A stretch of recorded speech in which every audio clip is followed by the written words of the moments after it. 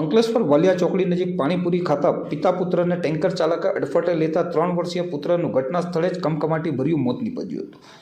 મૂળ દાહોદ અને હાલ અંકલેશ્વર વાલિયા રોડ ઉપર આવેલ સુઝુકી શોરૂમની પાસે ઝૂંપડપટ્ટીમાં રહેતા રાજેશ માનિયા ભાંભોર ગતરોજ સાંજના સમયે પોતાની પત્ની અને 3 બાળકો સાથે મોબાઈલ રિપેરિંગ કરાવવા માટે અંકલેશ્વર રેલવે સ્ટેશન પાસે ગયા હતા।